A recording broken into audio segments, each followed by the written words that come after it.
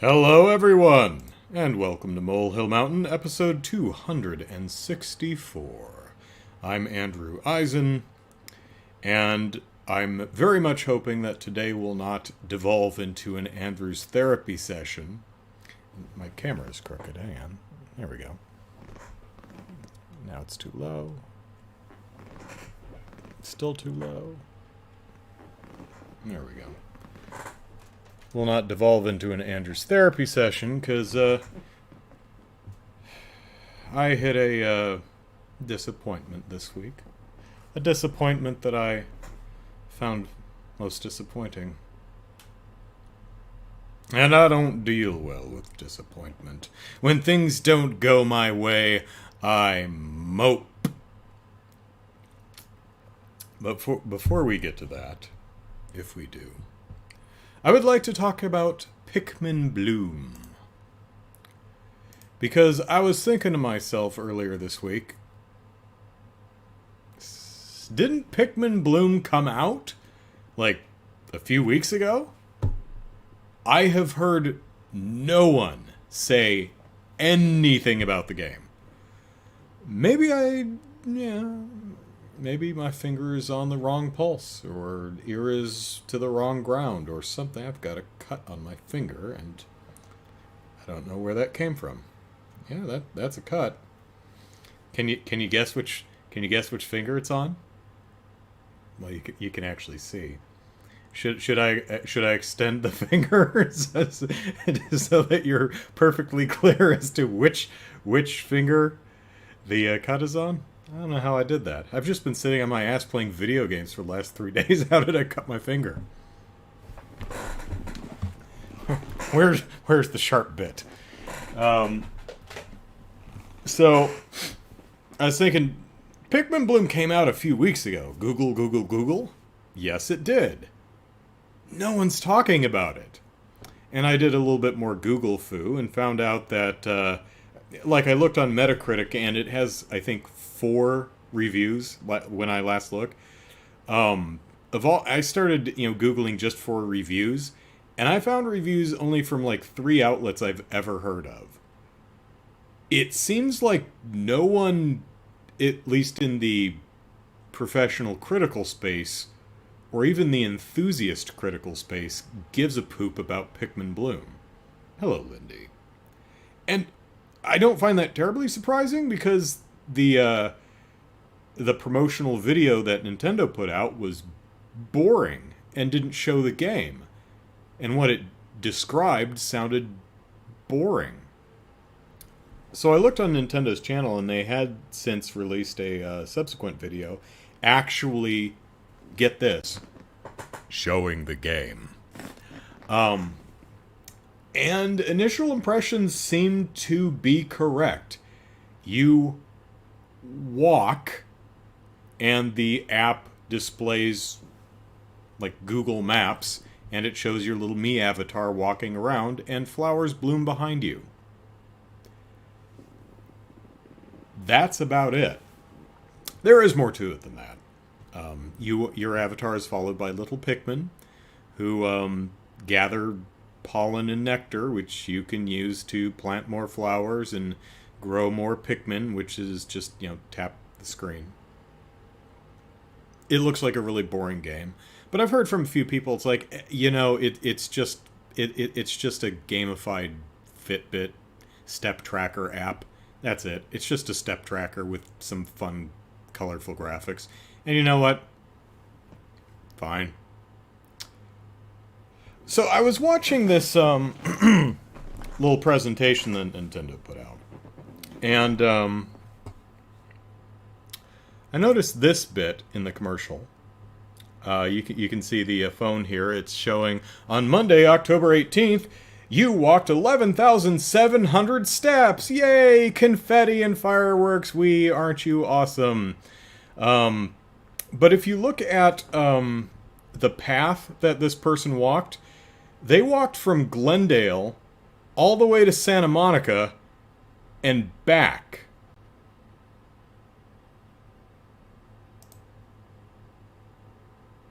Now, I live in Southern California, so I recognize that map instantly. Glendale to Santa Monica is like 20 some miles. Round trip, you're looking at 50 some miles. That's way more. Unless you are super, super tall, that's going to be way more than 11,000 steps. Also, those yellow paths, those are not sidewalks. Those are not walking paths. Here.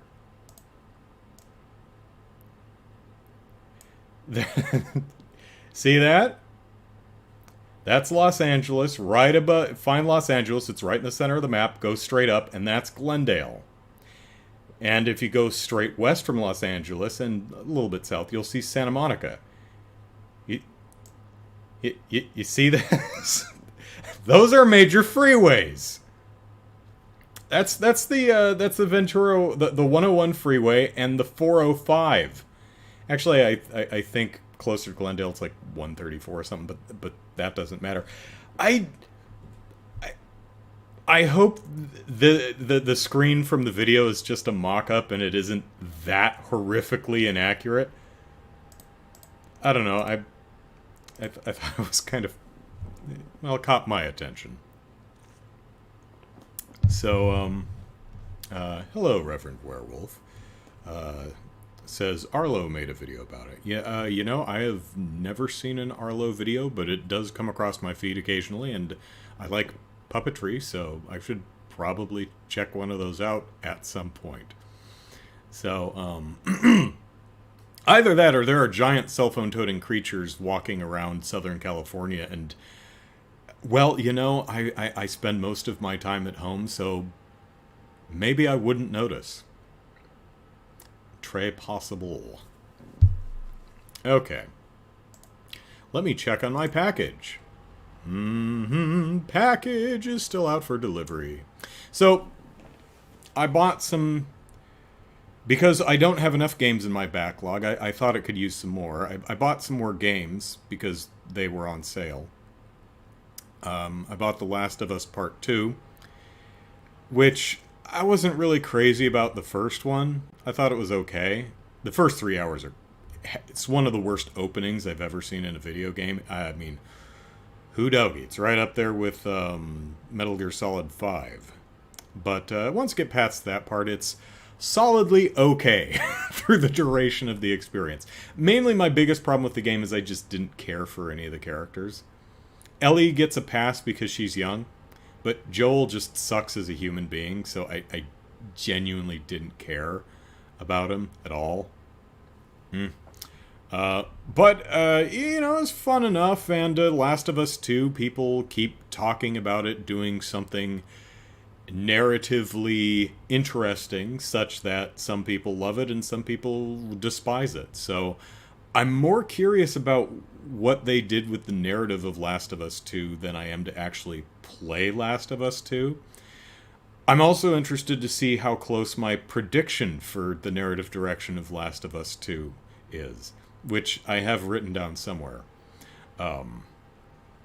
Matthew says, here is interesting Black Friday news. Xbox Series S is best-selling console among top-selling electronics. Oh, well, good for Series S. Reverend Werewolf says, gameplay of Part 2 is fun. Good.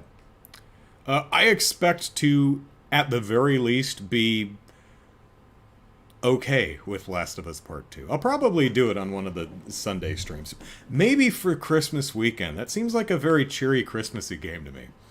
And it was less than $20, so I'm like, throw it in the cart, it's fine. And I threw Lost Judgment in there because I really want to play it. It was only a little under 30, I think, so. I'm busy playing Yakuza 7, which we'll be playing some during the Sunday stream tomorrow, because I want to show the game off. It's the RPG one. Anyway, so I ordered these games and yesterday, on Black Friday, and it said they'll arrive Thursday of next week, because, free shipping. I'm busy playing other games right now. I don't need them tomorrow. But I got an email this morning that says, hey, your package will arrive on Saturday. I said, great. And I looked at it again and went, wait, today's Saturday. Which Saturday? This Saturday. Today. I'm like, oh, okay. By noon. Great. So I opened the tracking page, just kept an eye on it. By noon, changed from 2 to 4. Then that changed to 3:30 to 5:30. Then 4 to 6. Then 4:30 to 6:30. Then 5:30 to 6:30. Now it's by 10 tonight.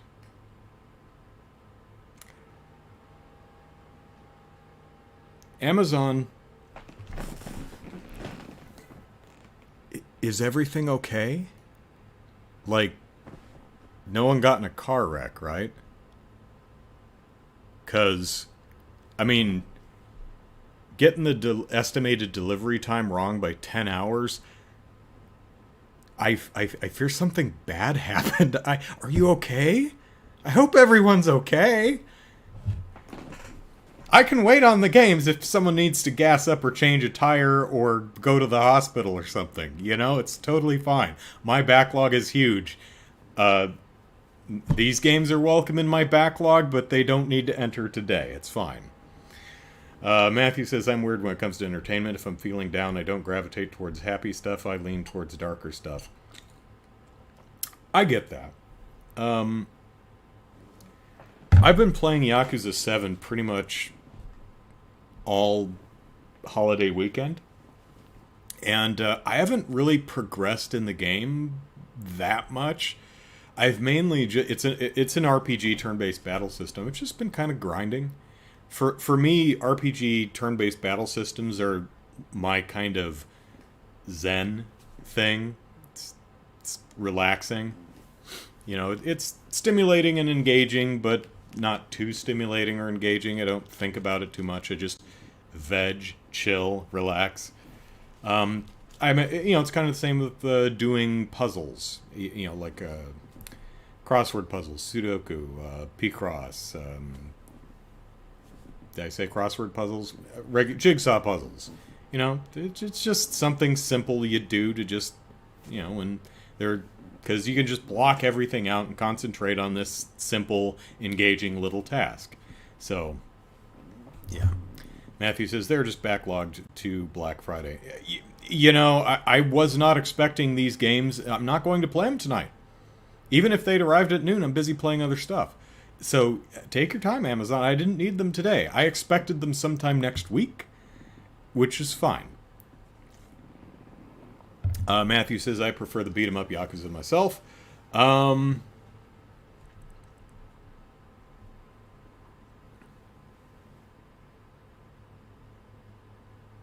So do I. But as I'll talk about tomorrow, I think Yakuza 7, the RPG one, is the first one of that battle system. And it's not perfect.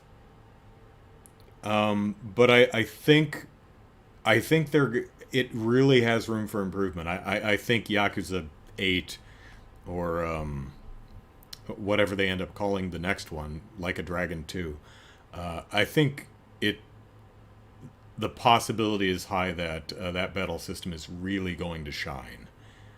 Because there are... I think they've got something special here. I don't think they executed it well. I don't think they executed it as well as they could have their first time out. But with that experience, I have high hopes that they're really going to knock it out of the park with the rest of it. It's still fun, and I'll show off a lot of that stuff tomorrow. But yeah, for right now, having played through a good chunk of Yakuza 7, do I prefer the beat 'em up system as opposed to the turn-based RPG? Yeah. Yes, I do. So, whoop. Okay, that was weird. Page just refreshed on me, and I'm pretty sure I didn't touch anything.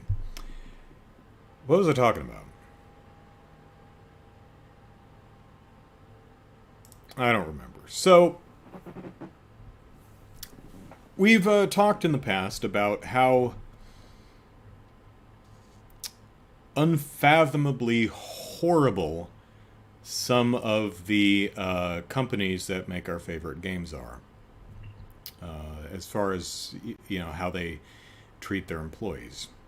And, hell, how they treat their customers half the time. The focus in recent weeks has, of course, been on Activision, and for good reason. But that's not to say we shouldn't also be focusing on other corporations that are doing really terrible things, not just in the video game field, but everywhere. You know, Ubisoft is just as terrible as Activision, just not as big a company. And it's not like nobody. It's not like anybody disagrees. I'm sure you could find some genuinely terrible people who would say, no, mistreating your employees is good, actually. I would imagine there's someone on Earth who would genuinely argue that. I mean, not in bad faith, actually legitimately believes that. But majority-wise, I think everyone is like, yes, it is indeed bad when the powers that be facilitate, excuse, and perpetuate and participate in abuse in all its myriad disgusting forms. Most people agree that, yes, that is bad actually, and it's not a necessary component of making awesome video games. Most people agree with that. Unfortunately, most people are doofuses like me who can say that, and that doesn't have a whole hell of a lot of power. However, there are other people and companies that are in a position of power who have also made known that they agree that Activision is being run in an abusive fashion by abusive people who perpetuate, cover up, and participate in abuse. And we have, in the last week or two, heard from the higher-ups of the major video game console companies, Nintendo, Microsoft, and Sony, who have all gone on record specifically talking about Activision and saying that they are, the accounts that we're hearing are distressing and disturbing. We have deep concern, and we are disturbed and deeply troubled. Now, you might be thinking, well, that's nice. So, before I get to my major point, let me read excerpts from this. So, from Nintendo, from President Doug Bowser. Boy, they lucked out with that name, didn't they? It says, along with you, have been following the latest developments with Activision Blizzard and the ongoing reports of sexual harassment and toxicity at the company. I find these accounts distressing and disturbing. They run counter to my values as well as Nintendo's beliefs, values, and policies. I also want to be clear that the press email I have not seen. I looked, but I couldn't actually... No one's actually posted the actual emails from any of these companies, so I don't have the full statements. I just have the excerpts that the press has decided to share. So, not saying they're not available, I just didn't see them, so that's what I'm working with. From Xbox's Phil Spencer, this type of behavior has no place in our industry. He says, we are disturbed and deeply troubled by said events. He says something about there are ongoing proactive adjustments, but didn't go into any specifics. The reports I'm reading from Nintendo's email also said something like that. It was reported that the email says that they're in talks with Activision and there are things they're considering doing, but they don't say what they've done or what they're considering. PlayStation's Jim Ryan Um, expresses severe disappointment in Activision's response to the abuse revelations. Says Activision has not done enough to address deep-seated culture of discrimination and harassment. And PlayStation reached out to Activision immediately after the article was published in the Wall Street Journal to express their deep concern and to ask them how they plan to address the claims made in the article. We, PlayStation, do not believe their statements of response properly address the situation. Well, yeah, they don't.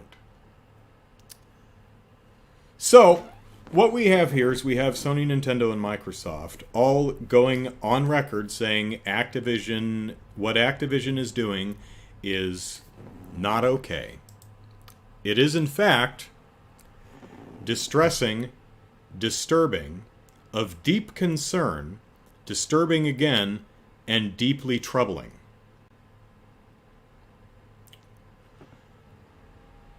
My question at this juncture is, what are you going to do about it?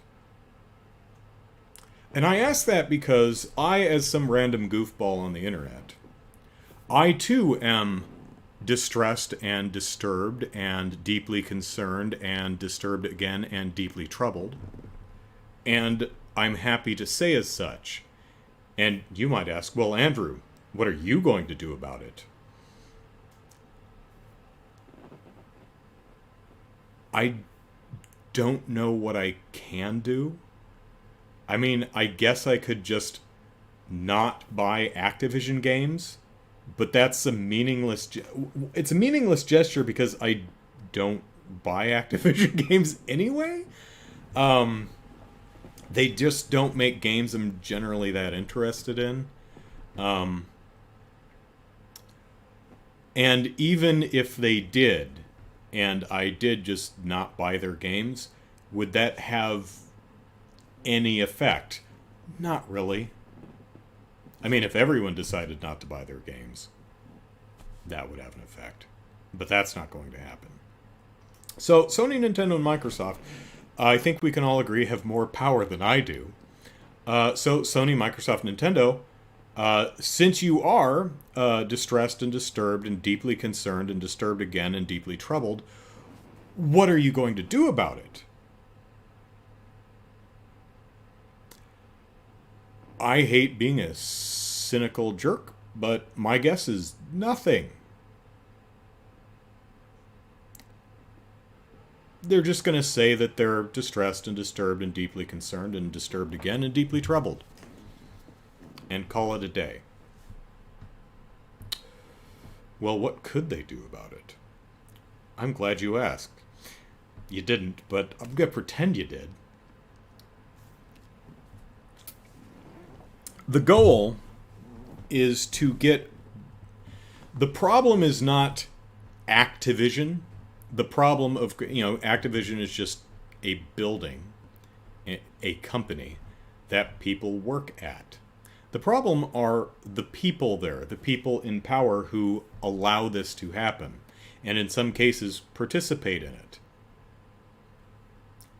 So the goal is to get rid of those people. Well, how do you do that? You can ask them. That doesn't seem to be working. You could shame them. That doesn't seem to work either. Generally speaking, people like this don't... It seems... I guess it's a money thing. Like, when you have so many millions of dollars, you lose all shame. It's like, yeah, people are calling me a hypocrite and think I'm a scumbag, and I am, but making a lot of money, so... How do you sleep at night? On beds of money. So,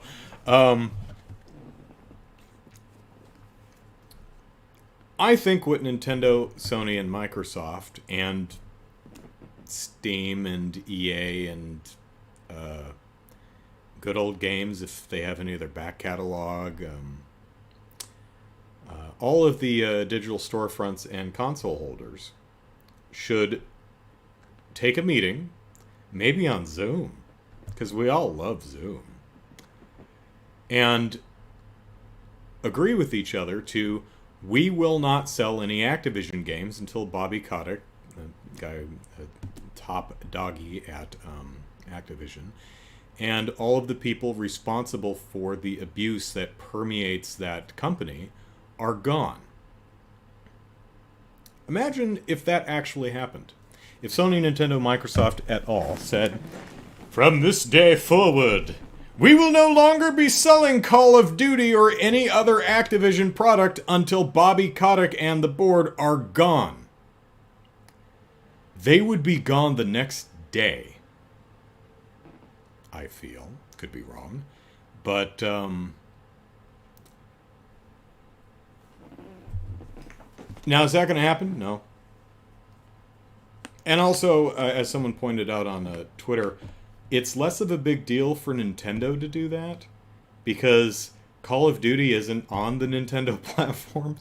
There's a few Activision games, but they're the Spyro collection, the Tony Hawk collection, the Crash Bandicoot collection.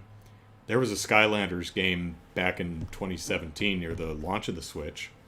That's about it as far as Activision games goes. So you could see these companies getting it. Oh, well, it's easy for you to say, Nintendo. You don't even have any Activision games, you know? But, and it is a risk. I don't think it's much of one, because I, layperson who doesn't know what the hell he's talking about, completely armchair quarterbacking here, I think that if all of them said, yeah, we are not selling any Activision products until Bobby Kotick and the rest of the board are gone, they'd be gone the next day. If you disagree, let me know in the chat. Siberian Tiger says, bet of money can make anybody sleep well. Sounds actually kind of uncomfortable to me, but what do I know? Has there ever been anyone who's tried to, Scrooge McDuck it through a pile of coins and like bash their brains in, diving head first? Just like, yeah, it's a cartoon, buddy. It doesn't work that way. And if anyone out there is thinking, oh, but you're asking for people to lose their jobs, that's not nice. What about the poor CEOs and executives who'd be out on the street? Hello, Cafe Fox.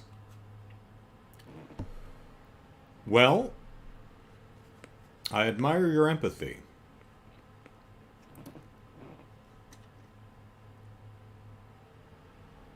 But don't worry, because Bobby Kotick is insanely rich. In fact, I read that if he leaves the company, he'll make $300 million. Golden parachute. Bobby will be fine. They'll all be fine. They are insanely wealthy. They have more money than they could ever spend. They have more money than they deserve. So if you're worried about, I'm kind of icky about calling for people being fired. Yeah, we're calling for unreasonably rich people who are perpetuating and in some cases participating in literal abuse to not be paid to do that anymore.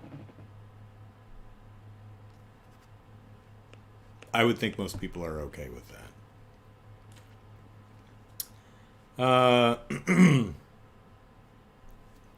Hey, Warren. Tiger says, no, but there was a super rich dude who played Monopoly game with real money.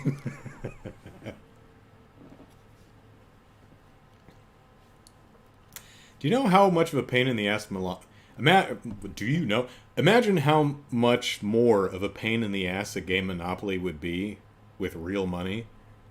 Because one of the things that helps make the game as manageable as it is the different colored bills. At least in this country, our money's all the same color. It's that pea green. But Monopoly, you have, pink, orange, green, blue, purple, whatever. It's real easy to tell the different denominations apart at a glance, unless you're colorblind. But with real money, it'd just all be green. It'd just make a tedious game that much more tedious. So is this something that's going to happen? Nope, I don't believe so, no. Is it something that could happen? Sure. Would it work the way I think it's going to work?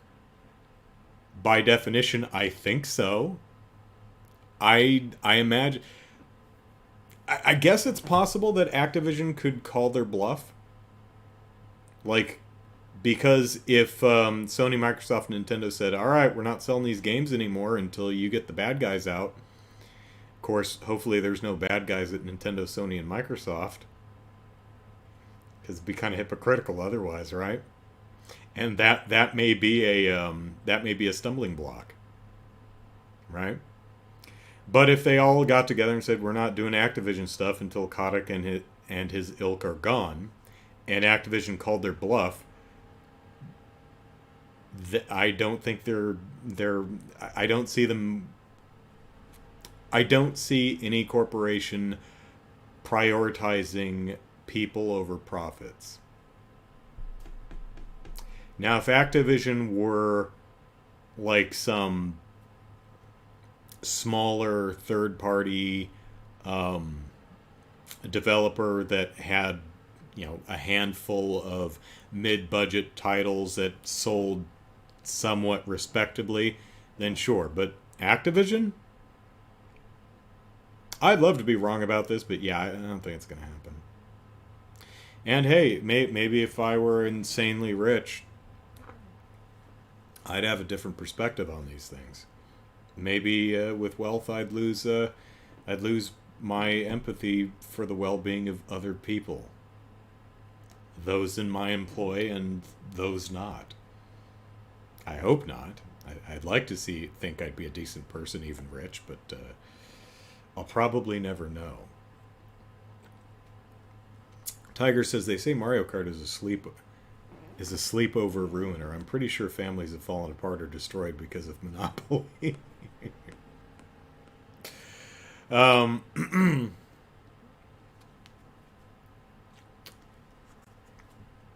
But what do you think, chat? If Nintendo, Microsoft, Sony had all said no more Activision games until Kotick and his ilk are gone, do you agree with me? Do you think Activision would kick Kotick and the board to the curb like within a week, or do you think Activision would call their bluff and force them to back down?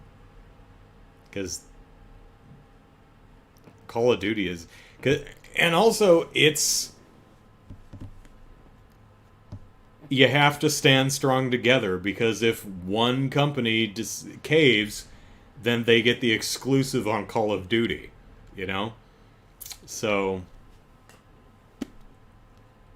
it's amazing how many genuinely good things in this world are within reach, and all it requires is a good number of people working together. But in so many cases, we just refuse to do that. That is sad, and that is frustrating. So let's talk about something else. Let's talk about Jurassic World Dominion. Tiger thinks they would. I think Activision will protest it at first, then after a bit, I'm sure they'll bend. Also, the shareholders, in part, seem to not like Kotick at all. And the guy is just... He's genuinely a terrible human being. I've read nothing good about this guy. All he's good at doing is making the people at the top of the company more wealthy. And they pay him a lot of money to do that. At the expense of everyone else underneath. Does it have to be that way? Nope. Would Call of Duty games be worse if it were not that way? Probably not. I personally don't think abuse is a prerequisite to good gameage. So, so this week we saw a. They released like the opening 5 or 6 minutes of Jurassic World Dominion, which is the 6th Jurassic Park movie, the 3rd Jurassic World movie, something like that. Pardon me.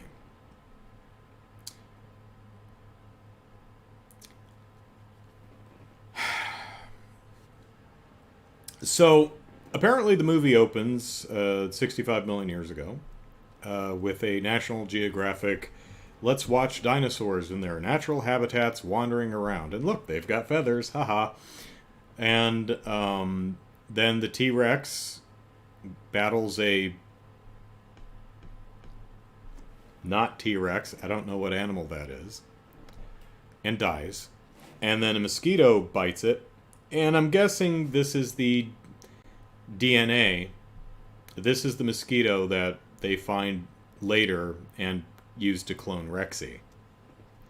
And she doesn't have her feathers anymore because, you know, they fussed with the genome. So 65 million years later, Rexy is now wandering. It starts stomping through a drive-in. There's a helicopter chasing her. And then they lose her in the trees. Seems kind of difficult to lose a dinosaur that large, but they manage. Wouldn't have much of a movie, I guess, if they just shot it dead. So, I think it's a fun idea for a prologue. I have some concerns, though. Number one, I imagine where this is going is Rexy is going to face off against the animal that killed her 65 million years ago, and she's gonna, like, remember this. Which is not how that works. Your memory is not in your DNA.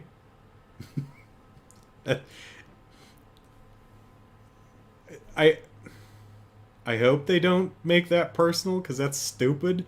But then again, it's a dinosaur action movie. I don't care. Strap a machine gun to the side of her head. It's a T-Rex with a machine gun. Run! It's fine. I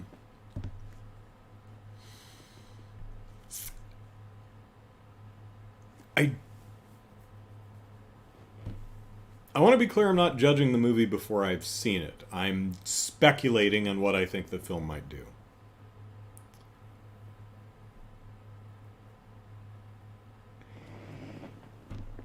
If we're trying to tie narratively the character of Rexy in the modern times and her in the prehistoric times, if that's the intention, I feel they're probably doing it wrong unless this is severely truncated. Because the Rexy part of the prologue it's like 5 minutes long. 4 minutes are prehistoric, 1 minute is at the drive-in, something like that, right? Only like the last 30 seconds of the prehistoric segment features Rexy. Cafe Fox says, with a machine gun on her head, it would almost be like a precursor to Dino Riders. There you go. So most of the prehistoric segment is just random dinosaurs stomping around and picking their nose and flying around and swimming and drinking water and whatnot. And then after 4 minutes, the Rex shows up, gets in a very, very quick fight with a larger Rex-looking thing, but not a Rex, some other species that I don't know the name of. And she gets killed. And then a mosquito bites her and flies off, and then 65 million years later, and she's wandering through the drive-in.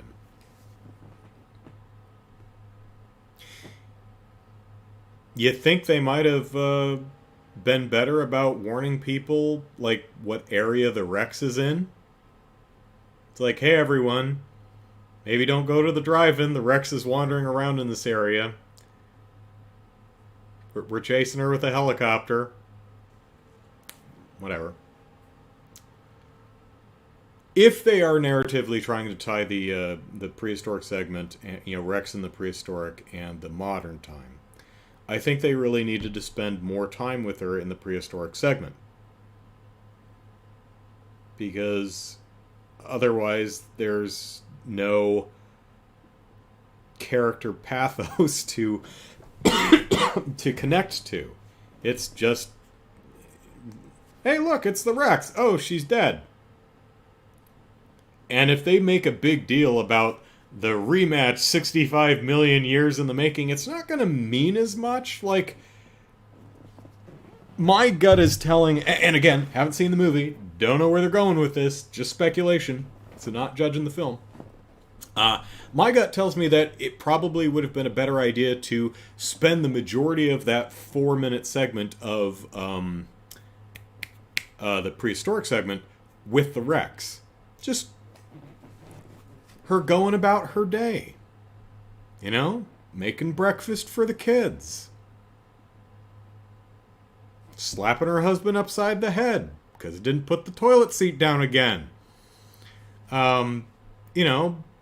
Wandering around and, seeing other dinosaurs do what they do. So you a day in the life of the Rex, and start developing her personality and her character. Get the audience invested in her story. And then she dies. Maybe protecting her kids, maybe doing anthropomorphize it somehow so that we care, and it's like, oh, that mean old other dinosaur that I don't know what it's called, you're gonna get yours 65 million years later. I think it's actually, didn't that change recently? Isn't it like 66 point something? But I think we've gotten a bit more specific on that since then, but whatever. That's kind of how I felt watching this prologue. I like the idea, but if they are narrative and character-wise trying to tie the Rex in prehistoric times with modern times, I feel it's probably needed to spend more, if not the entire sequence, with the Rex in that prologue to develop her story and character so that we care. Beyond just naturally caring because it's a T-Rex and T-Rexes are cool, and it's the same T-Rex from the first movie, so we're already I saw Jurassic Park in the theater when it came out in 1993, I think. Yeah. I'm that old. I know some of you are too. Have I seen all of them in the theater? I think I have, yes. I believe I've seen all 5 Jurassic Park films in the theater. I probably will not see this one in the theater. I'll probably see it eventually when it hits streaming. Lindy says, I'll definitely watch that. Tiger says, movie with machine gun attached to a T-Rex won't win any awards, but you certainly won't leave the theater unsatisfied. Damn right. The Academy may turn their nose up, but it's like T-Rex with machine gun. Ah! So I'm definitely curious. I am a big dork, and I am a mark for many things, and dinosaurs is one of them. You put dinosaurs in your movie, I'm like, okay, I'm there. Do you want to hear about the movie? No, not necessary. You know what? Season 4 of Jurassic World Camp Cretaceous, the CG animated one on Netflix, I think premieres sometime in December. And I'm really excited. And you might be thinking, Andrew, I'm turning back the clock in my memory banks here. Didn't you hate Jurassic World Camp Cretaceous? Or at least think it was... Andrew, how did you phrase it? You said it was fascinatingly bad? Yeah. The first season is bad, but in a genuinely fascinating way. And if I had some way to... It's not on DVD or anything, because I almost want to... I want to make a video series dissecting Season 1. Season 2 and Season 3 are nowhere near as bad as Season 1. Bad in the... Why are they doing it this way sense. Um, just really it's so bad. I did a debut review for the first episode of the first season of Jurassic World Camp Cretaceous, if you want to get my thoughts on that. It is, there's a lot they do right, and I was compelled to watch the entire thing. In fact, after I recorded that debut review, in which I was like talking about stuff, as soon as I finished recording it, I stayed up until about 2 a.m. watching the rest of the season, because I was just compelled to watch the entire thing and be like, why are they making all these wrong decisions?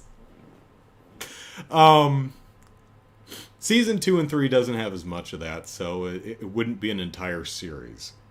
It would just be the first season.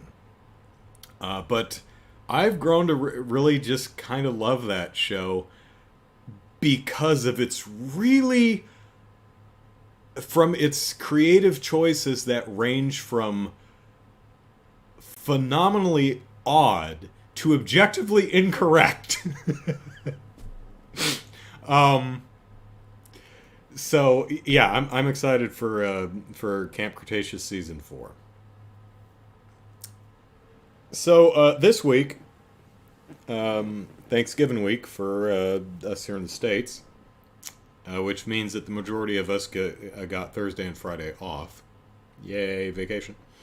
I've been doing very little except pretty much just sitting my ass and playing Yakuza 7. Again, we'll be playing that tomorrow in the Sunday stream. Pardon me. But I made a plan. Because I really want to see Ghostbusters Afterlife.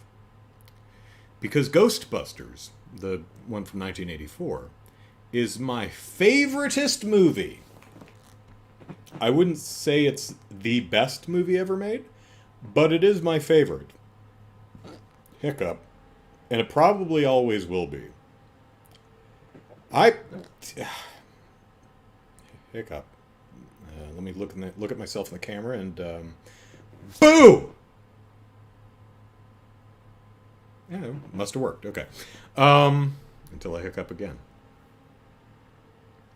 So, always loved the movie from '84. Wonderful movie. I love it to pieces. I've seen it a lot. I can quote most of it pretty accurately still. I love the cartoon. In fact, I have the... can you see it on the shelf? Where... Yep. Yeah, there... Right there is the Firehouse box set of the entire real Ghostbusters cartoon. Which is... If you've never seen it, it's a lot better than you think it's going to be. Now, there's like 130 episodes, so there are plenty of episodes that are just crap. But there are some all-timers in that series. Real Ghostbusters is genuinely a really good kids cartoon. So, props to them. I could do without Slimer. I could definitely do without the Junior Ghostbusters. They can go jump in a lake. But, but pretty great show. Extreme Ghostbusters. I like a lot about it. I've never seen the entire thing, but I've seen several solid. But I find the aesthetic of the show repellent. I find the character and especially the equipment design just really off-putting. I've read several of the Ghostbusters comics, and they do vary in quality, but many of them are really quite good. Ghostbusters 2. I wouldn't say it's a good movie, because it's not, but I really enjoy it. It does a lot really, really well. It has a lot of its own ideas, its own identity. It tries new things. It's not always successful. But it does have many, many, many high highs. It's got some lows.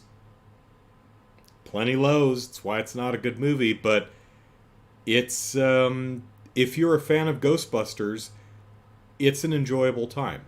Still got your favorite characters. They're on a new adventure. I like Ghostbusters 2, while still acknowledging that it's not a good movie. Ghostbusters was rebooted in 2016. New universe, new cast, new characters, and I consider it on par with Ghostbusters 2. It's got some high highs, it's got some lows. I admire a lot of what it was doing, some of which was actually successful, some of which was not. I enjoy the 2016 Ghostbusters, just like I enjoy Ghostbusters 2. Even though I acknowledge, is it a good movie? No. Ghostbusters 2 and 2016 are not good movies, but I still enjoy them, mainly as a fan of Ghostbusters. I've played the video game. I actually played the Wii version, which is very similar to the 360 and PS3 versions.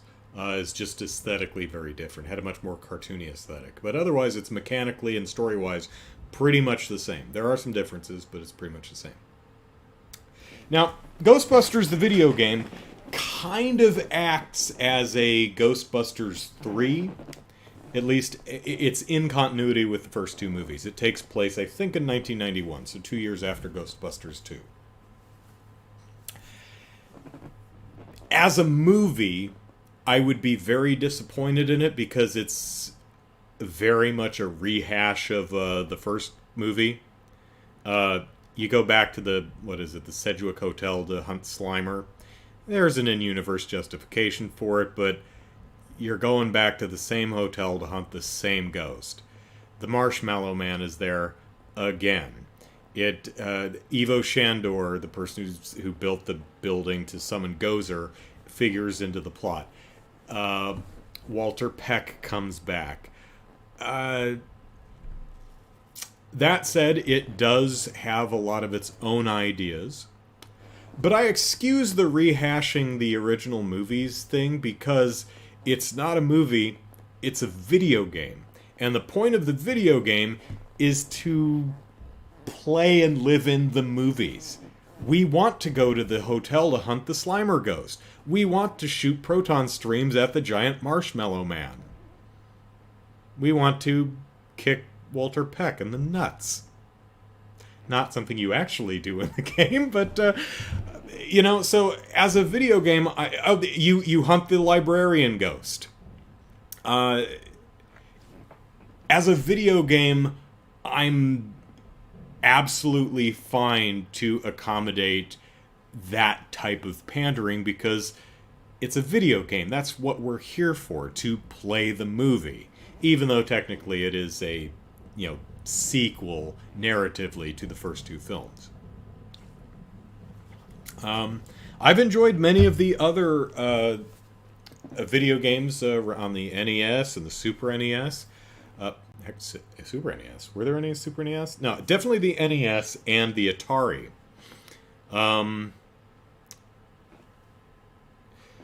So there's my background with Ghostbusters. I like the toys too, still have a lot of the toys. So, being a big fan of Ghostbusters, I wanted to see Ghostbusters Afterlife for the last year and a half since it's been finished. Thanks, pandemic. And thank you, people who have extended the pandemic long past it should have, and into the far-flung future, because we're probably never going to get out of this. Yay. But I'm not going to a movie theater because I'm not sitting in a room. I'm not packing myself into a room with a lot of other people and sitting shoulder to shoulder with them because I don't trust people to be vaccinated. Is that unfair? I don't think so.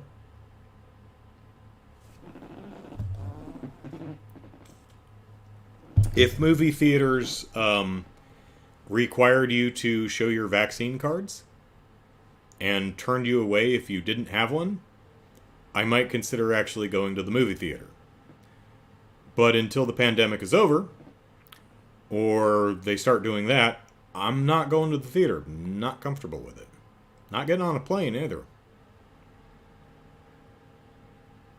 That's me. Tiger asked what my thoughts on Ghostbusters 2016. Hopefully I covered that. Cafe Fox says, I feel the same way about 2016 movie. Not great, but still liked it. Yeah.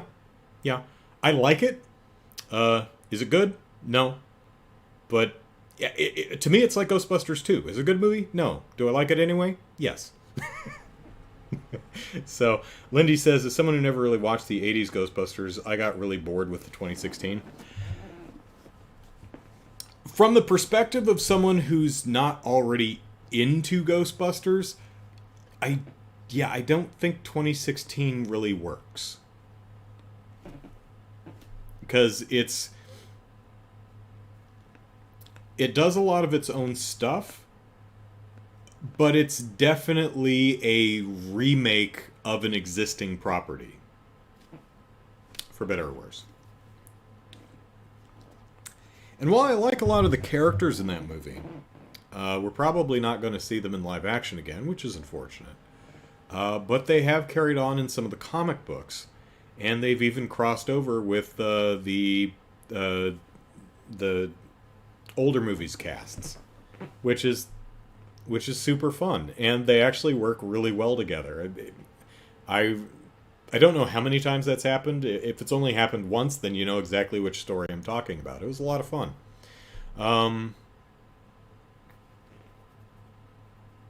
So I want to see Ghostbusters, and I'm not going to go to the theater, but I will go to the drive-in. And Ghostbusters was playing in the drive-in. But Ghostbusters was playing in a double feature with Venom, Let There Be Carnage, to Venom, which I haven't seen, because it looks bad. I'm a superhero dork, and I thought Venom looked terrible, so I never bothered to see it. But interestingly, I've heard both that it is terrible, and I like it because it's so terrible, so I said, okay, here's the plan.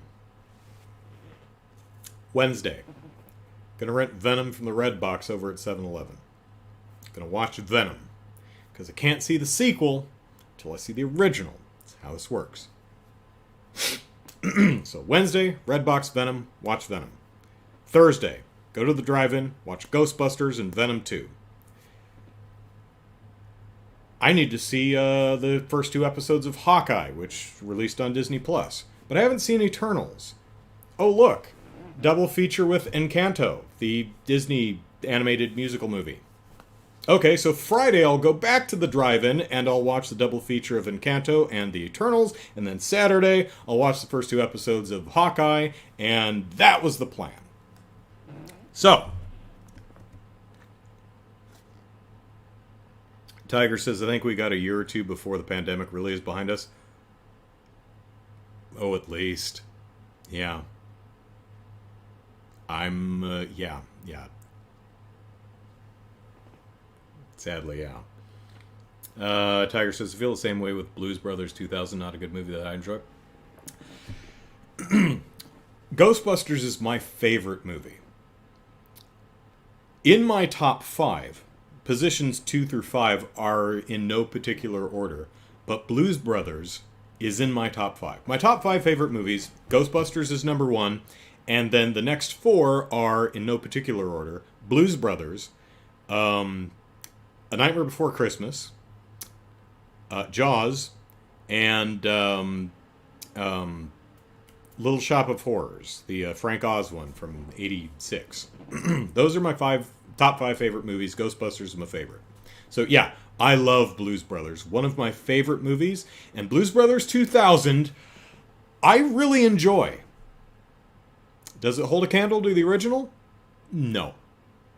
Is it a good movie? No.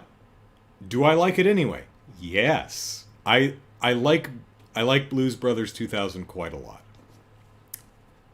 It's another movie that I don't think works unless you're genuinely a fan of I'm sorry. Blues Brothers 2000 only works if you're a fan of Blues Brothers. Generally speaking, seems to me anyway. Ghostbusters 2 and Ghostbusters 2016, same thing. They're not good movies, but if you're a fan of Ghostbusters, there's a lot to like. So, alright, so Wednesday, went to the Redbox, got Venom on Blu-ray, even though it was 70 cents more because the DVD was out, but whatever. I have a PS4, it plays Blu-rays, great. I watched it. And you know what? It sucked. That movie is bad. And not even in a particularly interesting or enjoyable way. It's just bad. I mean, I wasn't, like, angry at it or anything. It's no Babe. You know, the talking pig movie? That movie pisses me off. That's a movie so bad it makes me angry. I angrily turned off. That's one of, like, 3 movies one of 3 movies I ever shut off in the middle because I was so pissed off with it. Babe. The movie can burn in hell. Venom, I watched all of the, since I had the Blu-ray, I watched all the behind-the-scenes features, which were, what is a polite way to say this? Which was about an hour and a half of the crew filleting themselves over how amazing they and the movie and the property are. It was really disgusting. I mean, this was even worse than most EPK, electronic press kit crap. As some of the most worthless behind-the-scenes garbage I've ever seen. Also, I don't know how common this is, but this Blu-ray starts with like 5 or 6 trailers. You can skip them, sure, but stop advertising to me. Put trailers on your disc. I'll watch them if I want, but I want to watch the movie. Just go to the. Where's the menu? All this crap back here, all these DVDs, almost all of them, when you put them in a DVD player, it comes up to a menu from which you can select trailers if you want. But most people are going to set up their sound options and watch the movie. That's why I paid money for the disc. I don't need you I didn't pay money for you to advertise me, and I also don't need you condescending to me about how piracy is not a victimless crime because I paid money for this. I don't need to see that. Harumph. Harumph, I say. So,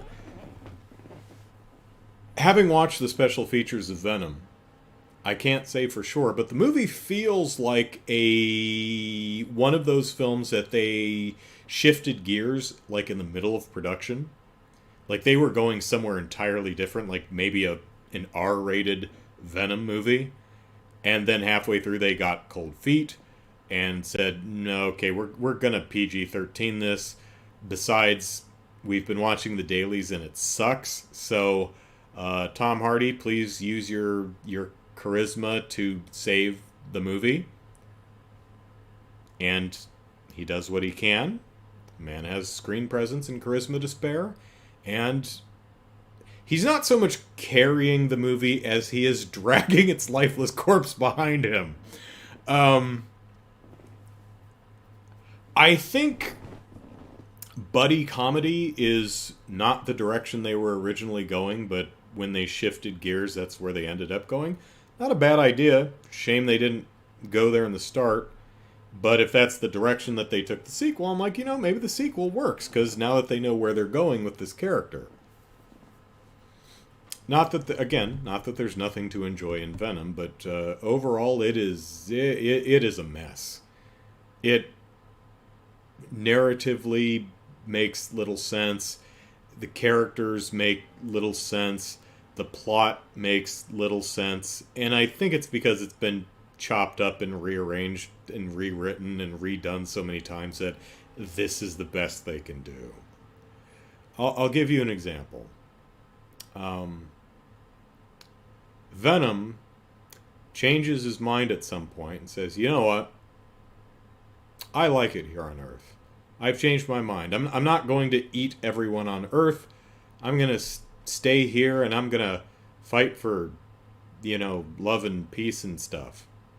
And Eddie says, why, Venom? What made you change your mind? And Venom says, you, Eddie. It was you. Aw. But that makes no sense, because Eddie didn't do anything. What exactly did Eddie do that made Venom change his mind about it? Nothing. Nothing, really. Those characters and their relationship go to places because they thought it would be fun to go, rather than it's a consequence of the characters and their actions. There's a lot of that in the movie. Luckily, it's a fairly short movie. It's not like 2 hours and 15 minutes or anything. So, next day, went to the drive-in. There were like 10 people there. So it worked out pretty nicely for me. I was sitting there. There was one car over there. There was one behind me, one to my left. The other cars were in the other lots. Fine. It's great. I don't have to worry about other people at all. The nice thing about the drive-in is you don't have to worry about other people for the most part. I get someone could come tap on your window or jump on your hood or scream really loudly. You'd hear that, but other people in their cars, they're sitting with their windows rolled up, they're listening to the movie on their radios. If they talk, you can't hear them. That you would have to be absurdly loud to bother someone else at a drive-in. Now, you might have someone pulling in late, so you might have like headlights or something, but you don't have to worry about people talking or kicking the back of your seat unless you have your own kids in the seat behind you, in which case they can't see anything anyway. They're probably really bored. You don't have to worry about, the rummaging of packages of snacks, the crinkling of plastic or anything like that. The drawback to a drive-in, it's also cheaper. The drawback to a drive-in is because it's an image projected on a wall outside, there's going to be light bleed, which means if the movie you're watching has any fairly dark scenes, which Ghostbusters and Venom 2 had in spades, some of the fine detail is going to be lost. It's not from a visual quality standpoint, it's not the ideal way to see a movie. But if you really want to see the movie, you can still see it. And I really wanted to see Ghostbusters Afterlife. So I did.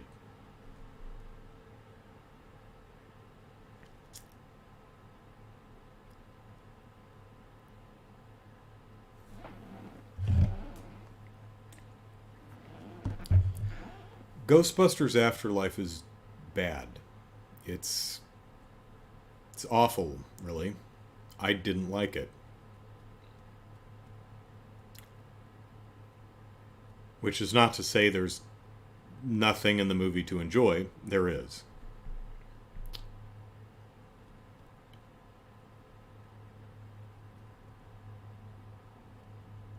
This is a bad movie. And I find that very upsetting as a big Ghostbusters superfan.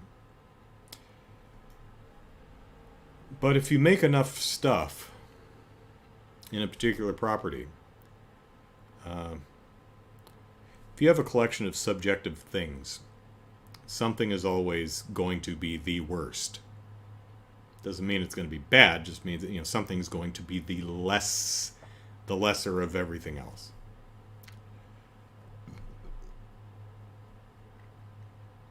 If you keep adding stuff to this collection of subjective stuff, eventually you're going to make something bad.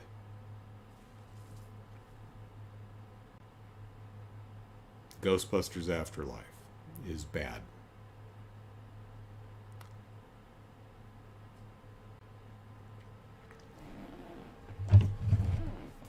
Although I seem to be in the minority on this one. I checked out some reviews, and most people seem to think the consensus, ranging from critics to general fandom, I'm sorry, general movie-going audience, seems to range from it's okay to I really liked it.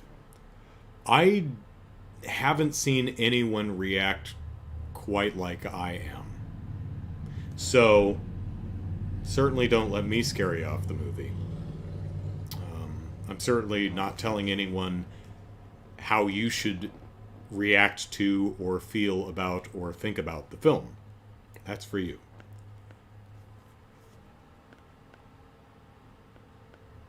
For me, though, I found the movie lacking. um, I was concerned about this movie since they started advertising it. I felt like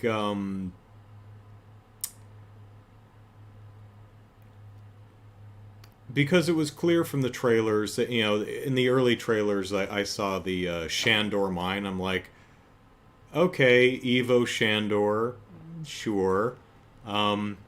Maybe this is the mine where he got all the weird material for the steel beams that he used to build the building out in New York. Okay. Maybe that's not a huge part. I hope we're not doing like Gozer again or something. But maybe it's just a fun reference, and he had his fingers in many pies, maybe. And then they started showing off the little Stay Puft Peoples and the Terror Dogs. And I started getting really, really concerned. Are we just going to rehash the first movie? But I thought, you know what? I'm going to have faith in this. Because at worst, it'll be like Star Wars The Force Awakens, which I don't think is a bad movie. It's a movie that relies too heavily on the iconography and plot beats of the original films, and coasts too heavily on the new cast. But it's still a fun movie. So I figured, at worst, that's probably how Ghostbusters Afterlife will be. It's too beholden to the lore and iconography of the original. It's probably going to hit a lot of the same plot beats. It's going to be a little bit overly familiar, but we have a new cast of characters. Yeah, the old cast will make an appearance, but we'll have a new lovable cast of characters taking us through a new adventure that's a bit familiar, but still its own thing and a lot of fun. Like The Force Awakens. Again, this is all personal opinion.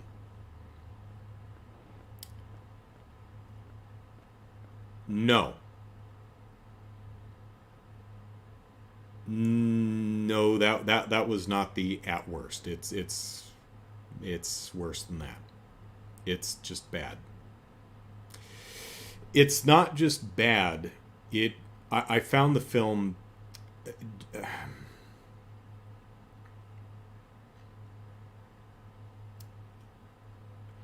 Star Wars Episode 7 was too devoted to and too slavishly devoted to the iconography and general feeling and plot beats of the original films. This Ghostbusters Afterlife is desperate for fan love. And it's pandering in a way that is cloying and pathetic and frankly embarrassing. I was embarrassed. I was just like, oh God. Oh no, no, no, no, no. Literally every fear I had, I was like, oh God, if they do this, oh man, I hope they don't do this. And oh man, they wouldn't do this, would they? Oh yes, they do. They do all of it. And I didn't like it. Your mileage may vary. It seems most others did. But, so I've been pretty mopey for the last couple of days because, I'll be honest, not liking Ghostbusters Afterlife has bummed me right the heck out. Siberian Tiger says unskippable trailers should be punishable by death. Cafe Fox says, is it Stranger Things with a Ghostbusters skin held up by all the nostalgic callbacks? No. No, it's not really nostalgic or calling back. Not to say the movie doesn't have any of its own ideas, but it's just trying to be the original movie. And you can't. That was nearly 40 years ago. You're not going to be the original movie. Stop trying.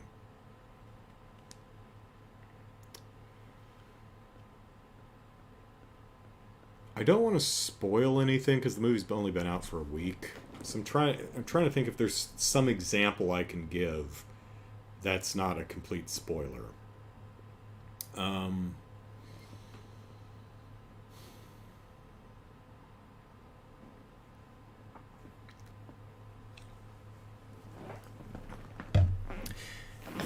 The Ghostbusters equipment is very cool.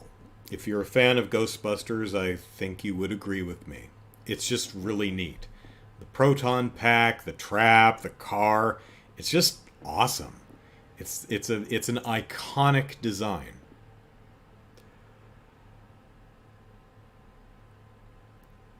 And I don't mind that the film uses the original equipment. It's been changed a little bit. The pack has some new wires and stuff on the back. It looks like Egon's been futzing around with it over the last few decades.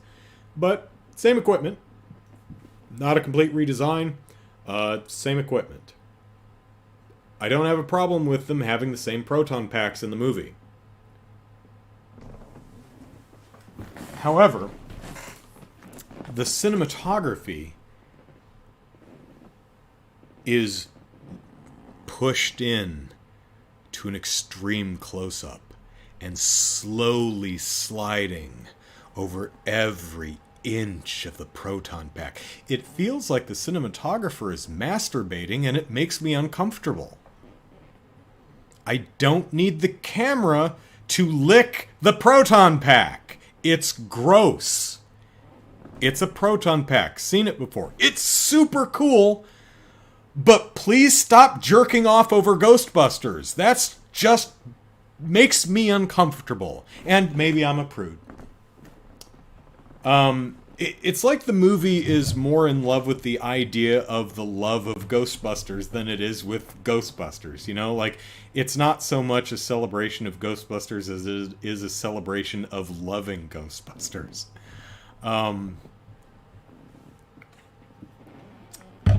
That's about the only non-spoilery kind of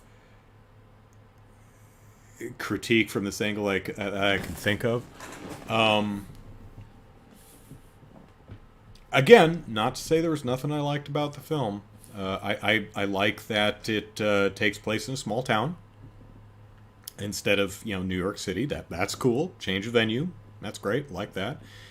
I like that we've got a new cast. We're not focusing on people going into business with themselves. This is a family trying to make ends meet. It's a new approach. I like that. I'm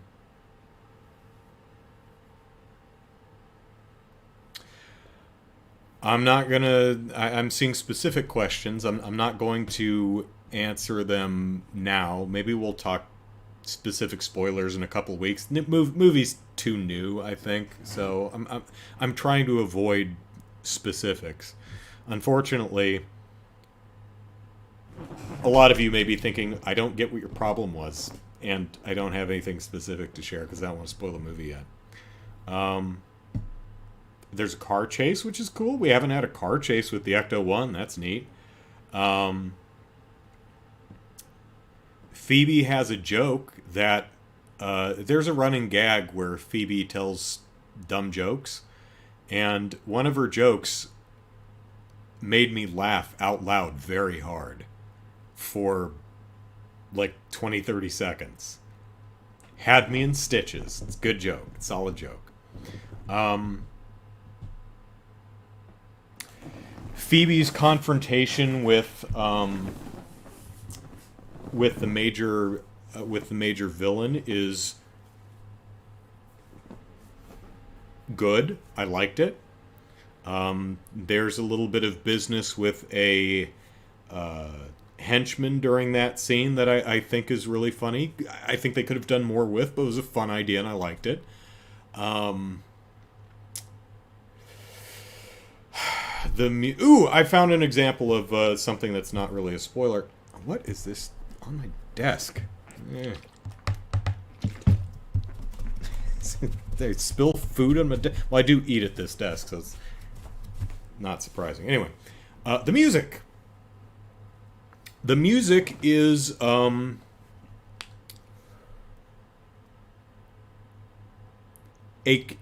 it both uses the specific cues from the Elmer Bernstein score from the original film, and also takes many of those cues and rearranges them into new arrangements and themes. Whoever the composer is a talented person. I forgot who it was. I think I looked it up, but I think I missed it in the credits.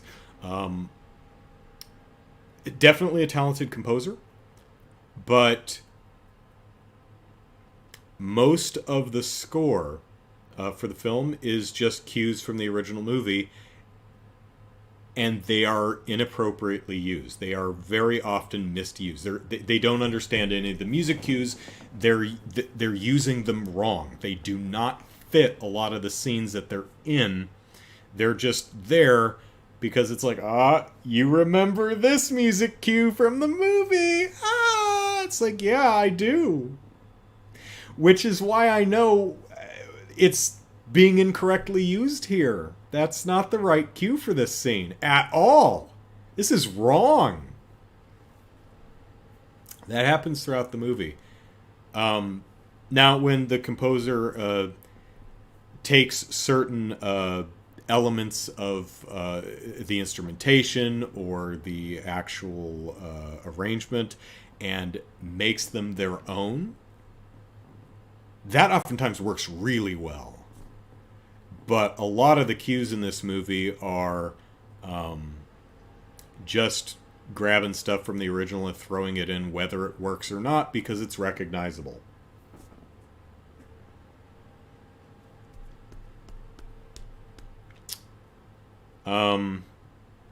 But when they do their own thing, it's good. And that when they just keep throwing recognizable cues into the movie, whether it makes any sense or not, it's not good.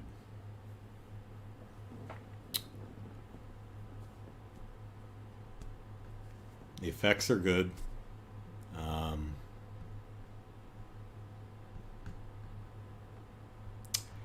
There's an action sequence not involving the mini Stay Puffs in the Walmart that is incredibly well done. It's short, but it's really well conceived, shot, edited. The sound design is incredible and really funny. That 30-40 seconds right there is wonderful. It's really, really good.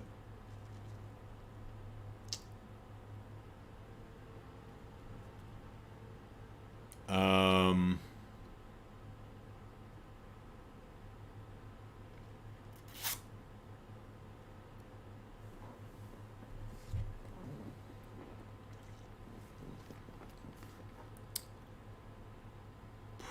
um, oh, one of the kids has a podcast. The character's name is Podcast. It's a nickname he gave himself, which, okay. There's a joke in the movie about that that revolves around revealing one of his podcast listeners, which I thought was a really good joke. That really worked for me. I thought that was pretty cool. Um,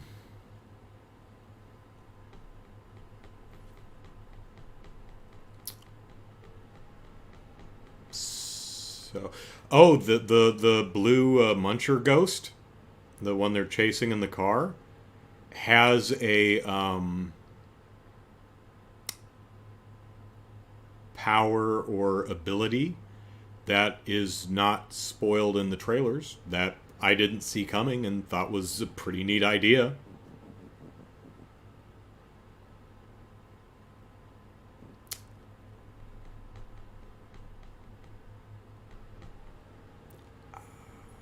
I'm sure there's other things about the movie that I liked.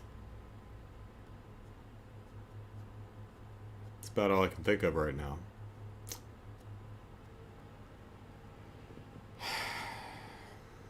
I thought Ghostbusters Afterlife was genuinely awful.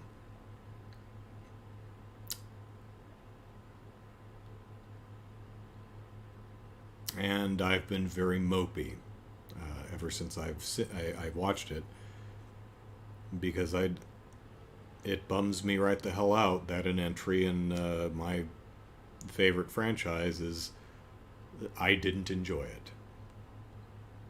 Oh well. Life goes on. Into the next movie, Venom, There Will Be Carnage, which is really boring. Luckily, also short.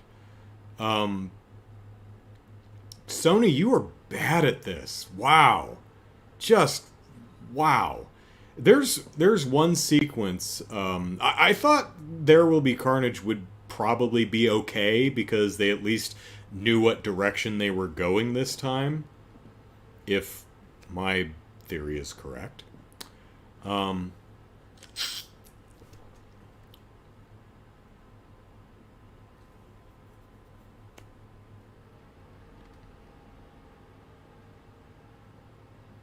it's nice to see the surviving cast again. I'll say that. Anyway, back to Carnage. The movie is really boring. It's very bad. There is one stretch of about 10 or 12 minutes leading into Act 3 that is really quite good.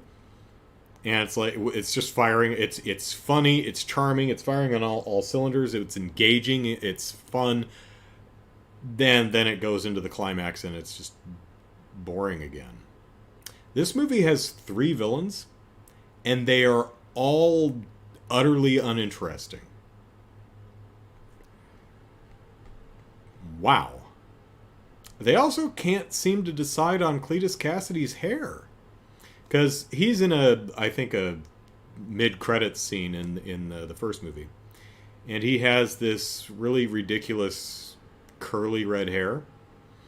He doesn't have that in this movie. Probably a fine choice. You think they would have lampshaded that? Like Eddie Brock shows up, he's like, nice haircut. No, they just don't mention it. But then when he breaks out of prison, he changes to one of the most ill-suited hairstyles I have ever seen anyone wear. I'm very sorry, Woody Harrelson. I'm sorry that he did that to you. I can't imagine what you could have done to deserve that. Eddie Brock doesn't really have I'm sorry, Cletus Cassidy does not have a consistent... Well, neither does Eddie Brock. They don't have consistent looks in the comics. It's not like this is the iconic Cletus Cassidy hairstyle. It's not. It's just bad. I'll admit I was disappointed by There Will Be Carnage, because I thought it had a good chance of actually being at least decent, because they knew what they wanted to do with these characters, you know, buddy comedy, relationship drama kind of a thing. You know, what if you have two? It's the odd couple. You know, what if Oscar and Felix shared the same body? That's a fun idea, right? There's places to go with that. That's cool. Um, no, the movie's not just bad. The first one was bad. This one is boring. I mean, is genuinely boring. Then again, maybe I was just mopey after Ghostbusters. That may have affected things, but I think the movie is just bad. At the end, Sony, I'm so sorry, but your movies are garbage. Uh, it's funny because I'm using the word pathetic to describe a lot of your recent output, Ghostbusters and Venom. Um, Something that Venom does in its mid credits is it shows like a 4 minute sequence from it goes meanwhile in another universe, and it shows like 4 minutes of Into the Spider Verse. I'm like, oh my god, Sony, this is embarrassing. That's that is sad, man. You should be embarrassed. That's pathetic. At the end of There Will Be Carnage, they just for whatever reason they warp Eddie and Venom into the Sony Marvel Spider-Man universe. So you know where J. Jonah Jameson is Peter Parker is Spider-Man. They're like, what? So Venom and they're in that universe now. Why? How? I don't know. Who cares? Maybe it's Doctor Strange's spell, which wouldn't happen until after that moment. But you know, timey wimey. It's oh god, Sony, you that is so oh it is so desperate. Just make good movie. I know making good movies is hard, but ah, uh, you're making me feel bad, Sony. God. So the next night, I drove back to the drive-in to see Encanto and the Eternals. Now I have no idea if the Eternals factors into the plot of Hawkeye at all. Probably not. Maybe. I don't know. Figured I'd try to watch them in order. So I drove down to the drive-in, which is about 15 miles away. It's not terribly close, but you know, I only put gas in the car once every 3 months, so whatever.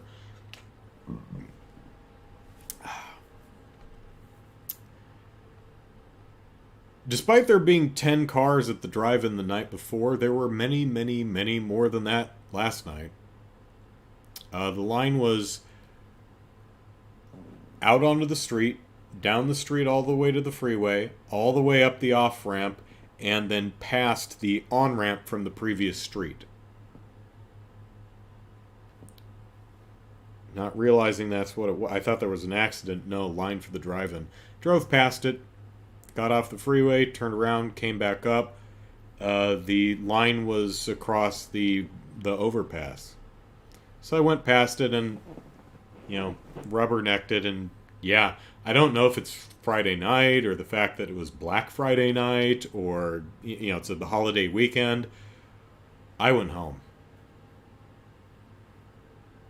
So yeah, I wasted about 30 miles of gas and 50 minutes of my time driving out to the drive-in, looking and going, nope. And I went home. I thought, you know what?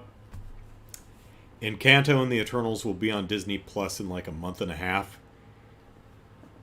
And they'll look a lot better on my TV. They won't be bleeding light everywhere and washed out. So, you know what? I'll just watch them on Disney Plus when they come out. So I watched the first 2 episodes of Hawkeye. And enjoyable so far. For some reason, I thought they were going to be 50-minute episodes. I'm sorry, 30-minute episodes. No, they're each about 50 minutes, which I don't have a problem with. It's fine. I just figured it'd be a half-hour show. No, it's closer to an hour.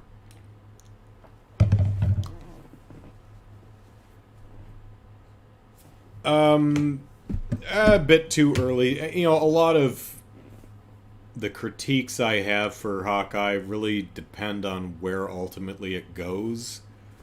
I really did love the what we saw of Rogers the musical. Marvel really needs to just do a musical. It'd be fun. I like musicals.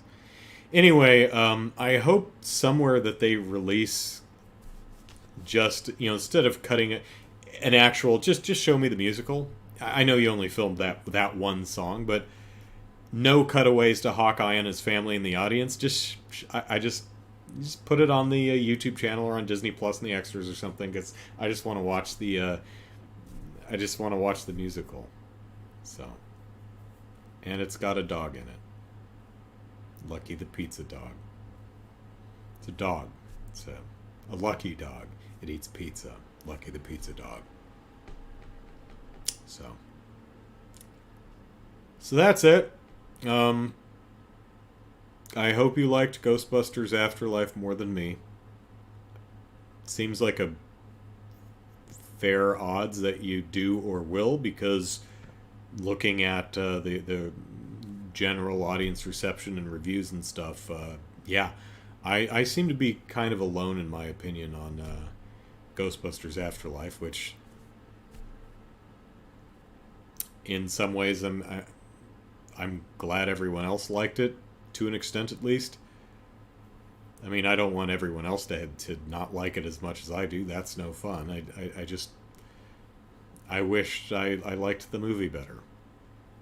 I wish I liked the movie, because I don't like it at all. It's upsetting.